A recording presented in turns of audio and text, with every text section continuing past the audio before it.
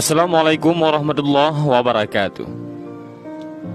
Alkisah, ada seorang konglomerat yang sangat kaya raya menulis surat wasiatnya, yaitu barang siapa yang mau menemaniku selama 40 hari di dalam kubur setelah aku mati, akan aku beri warisan separuh dari harta peninggalanku. Lalu ditanyakanlah hal itu kepada anak-anaknya, apakah mereka sanggup menjaganya di alam kubur nanti? Tapi anak-anaknya menjawab, mana mungkin kami sanggup menjaga ayah, karena pada saat itu ayah sudah menjadi mayat. Keesokan harinya dipanggillah semua adik-adiknya, dan beliau kembali bertanya, adik-adikku, sanggupkah di antara kalian yang menemaniku di dalam kubur selama 40 hari setelah aku mati nanti? Aku akan memberi setengah dari hartaku. Adik-adiknya pun menjawab, apakah engkau sudah gila? Mana mungkin ada orang yang sanggup bersama mayat selama itu dalam tanah? Lalu dengan sedih konglomerat tadi memanggil ajudannya untuk mengumumkan penawaran istimewanya itu kepada para penduduk. Akhirnya sampai jugalah pada hari di mana konglomerat tersebut kembali ke rahmatullah. Kuburnya dihias megah laksana sebuah peristirahatan termewah dengan semua perlengkapannya. Pada waktu yang hampir bersamaan, seorang tukang kayu yang sangat miskin mendengar pengumuman wasiat tersebut. Lalu tukang kayu tersebut dengan tergesa-gesa segera datang ke rumah konglomerat tersebut untuk memberitahukan kepada ahli waris akan kesanggupannya. Keesokan harinya dikebumikanlah jenazah sang konglomerat. Si tukang kayu pun itu turut ke dalam liang lahat sambil membawa kapaknya.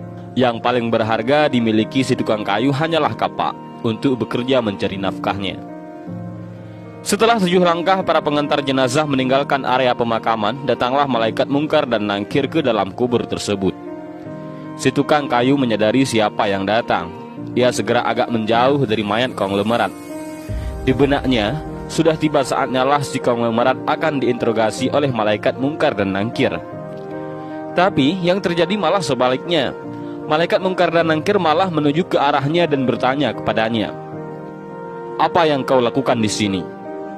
Aku menemani mayat ini selama 40 hari untuk mendapatkan setengah dari harta warisannya, jawab si tukang kayu.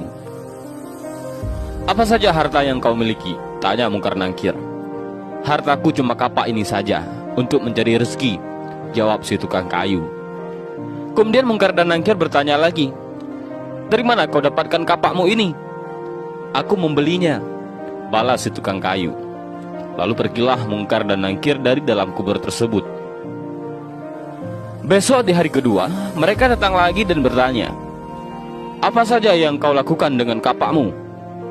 Aku menebang pohon untuk dijadikan kayu bakar, lalu aku jual ke pasar, jawab tukang kayu. Di hari ketiga ditanya lagi, pohon siapa yang kau tebang dengan kapakmu ini? Pohon itu tumbuh di hutan belantara, jadi nggak ada yang punya, jawab si tukang kayu itu. Apa kau yakin? Lanjut malaikat. Kemudian para malaikat pun hilang. Datang lagi di hari keempat, mereka bertanya lagi, adakah kau potong pohon-pohon tersebut dengan kapak ini sesuai ukurannya dan beratnya yang sama untuk dijual? Aku potong dikira-kira saja, mana mungkin ukurannya bisa sama rata, tegas tukang kayu. Begitu terus yang dilakukan malaikat mungkar dan nangkir. Datang dan pergi sampai tak terasa sekarang 39 hari sudah. Dan yang ditanyakan masih berkisar dengan kapak tersebut. Di hari terakhir yang ke-40, datanglah mungkar dan nangkir sekali lagi bertemu dengan tukang kayu tersebut.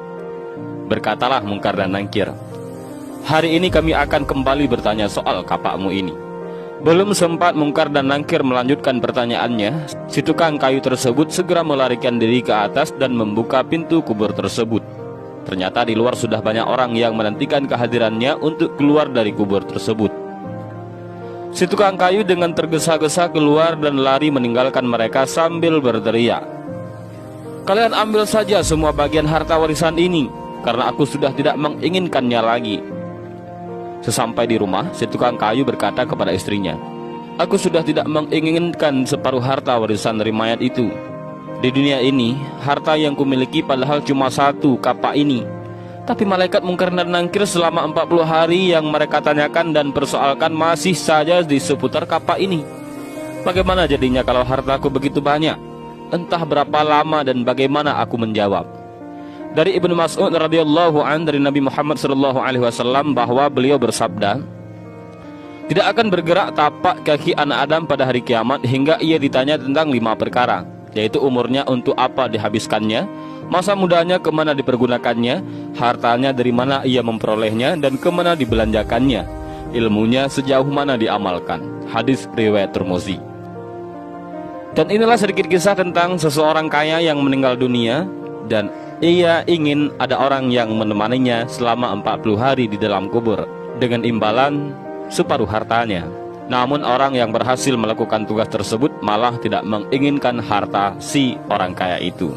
Dan mudah-mudahan kisah singkat ini bermanfaat